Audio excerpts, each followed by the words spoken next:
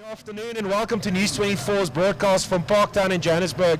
We are attending the testimony of Pravin Gordhan, the former Minister of Finance, who is today, he started giving us his version of state capture, of events around state capture. It was a full morning. I'm joined by our senior political reporter, Tshidi Madia.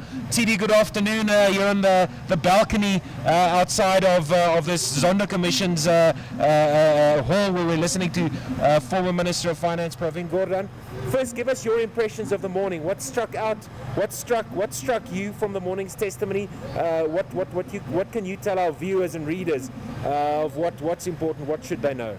I think the most important thing to note at this point in time is actually that Tom Moyane wants to also take the stand. I think we should never forget that. Yeah. Tom Moyane wants to, cross-examine Pravin Gordhan, but he also wants to take a stand and tell his side of the story. But as far as Pravin is concerned, I think we are hearing the basics. He's laying a foundation. He's telling us of what to come. So in terms of, is it exciting yet? Is this the pushback? Is this we're here to fight back? We haven't gotten there really.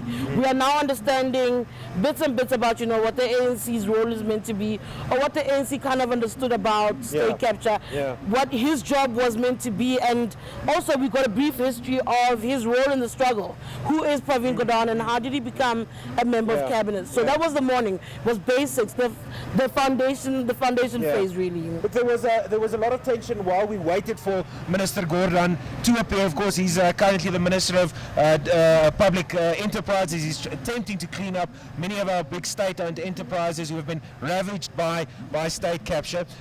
He had a lot of support here this morning. His former deputy at SARS, Ivan Pillay, was here. His advisor, Lisa Piki, was here.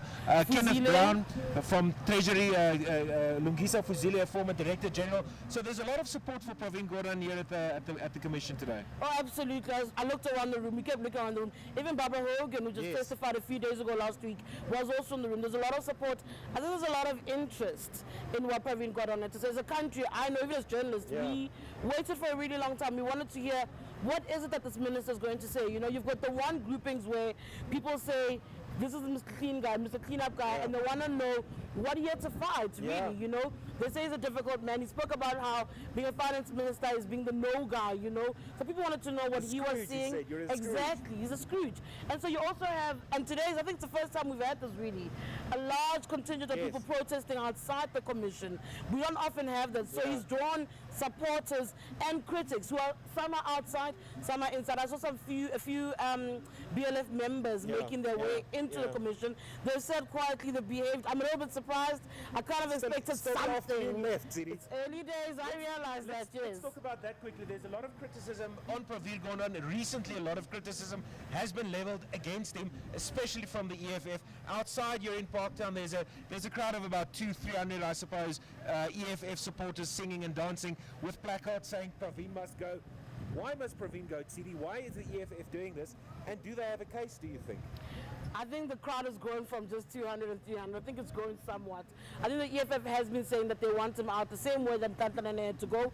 They obviously in the public domain say the argument is about lying in Parliament about the Guptas. The EFF has always said they know there's more to the story than what meets the eye, and that's kind of what they've been sticking to. But of course, if you listen to other circles, it's a fight back. There's a tussle, there's a constant tussle. This is politics. These people, though someone like Pravin serves in a public office, at the end of the day, for me, in my eyes, he's still a politician, so there's constantly a push and pull. Is there something at the heart of this? Is the EFF fighting over something, wanting something, or trying to prevent something? I think that speculation is legitimate. I think there's definitely something at the same time. Well, Pravin Gordhan this morning, when he spoke of the assault on Treasury, when he spoke of a campaign against him personally, Bell Pottinger, the whole drama last year around social media bots and all of them, he spoke about the politics of distraction. Is what's happening outside with the EFF a distraction of what's actually going on?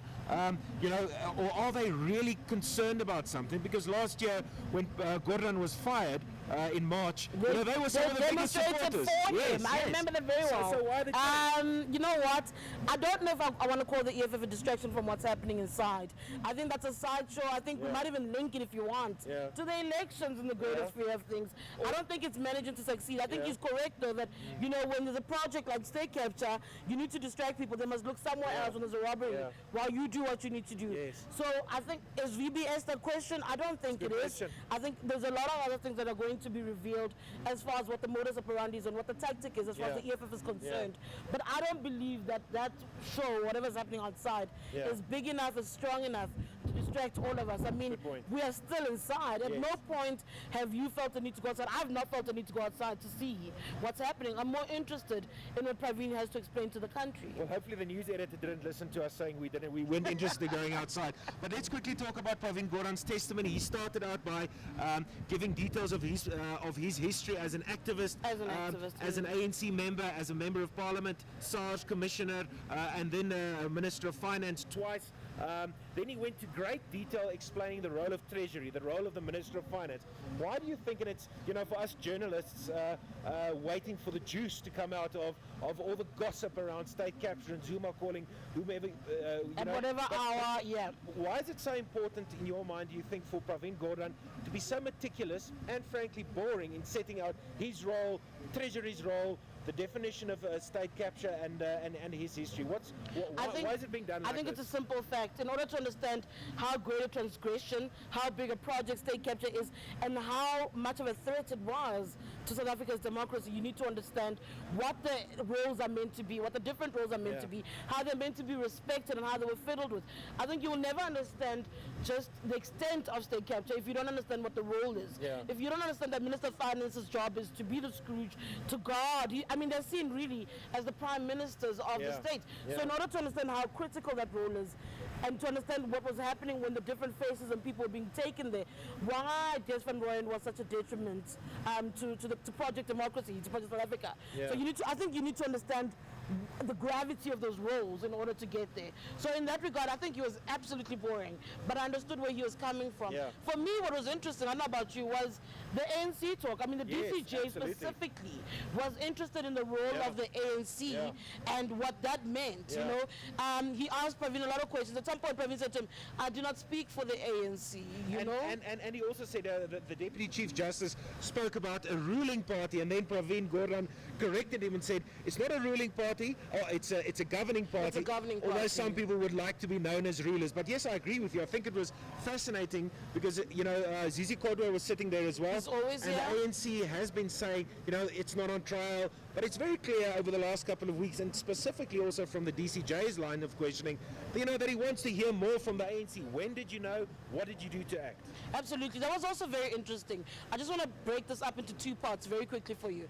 It was fascinating for me to hear Pravin say, early days, 2014, when boards were being changed, you kind of went, that's kind of strange. And Tshidi, that was in response to a question, when did you realize? When did you realize what's happening? Exactly. Because Pravin separated corruption from state capture. An organized network, an organized criminal syndicate was a very different thing, And when he was being asked, so he started speaking about how they first, you suspect, you're really looking at boards changing. And he spoke a lot about joining the dots. I mean, last year when he was removed, he said South Africa joined the dots. And that's kind of what he was talking to now, saying, that's when you notice. And then you start seeing certain people being replaced, suspicious characters, compromised characters being the replacements. What is also interesting, I'm going back to the ANC issue. What was interesting for me is that he read ANC's own resolutions around corruption. And then it made me think back to when Gordha Mantashe was SG of the ANC and how it was important for Gordha to speak about the Gupta family. And I remember thinking, this is a monumentous thing. A family has been named in ANC papers. This movement that is over 106 years old has named a family at the heart of crippling its network and crippling its employees, And when I heard Pravin speak about the ANC's resolutions, I thought, oh, bingo, that is what the ANC is going to go to. And when you found out, what did you do? And they speak about this thing in a diagnostics report by Gordha Mantashe saying, there's a thing called a network, there's a thing called state capture, and the Guptas are at the heart of it. And it's clear the Deputy Chief Justice is wondering, when did the ANC know about what was going on, and what did the ANC do? So it's very interesting to hear that from Judge Zondo. And when the ANC is going to appear in a couple of weeks' time, those questions are going to be asked. I think this room is going to be packed to capacity. I think today and when Kankanena appeared was some of the days where absolutely. the hall was packed to capacity. Yeah. I think we will be cramped in that room when the ANC finally comes and answers. You know, we've heard its president saying he's willing to come. We know that Gordha Mantashe is leading a delegation. Yeah. That's the word, a delegation to the commission.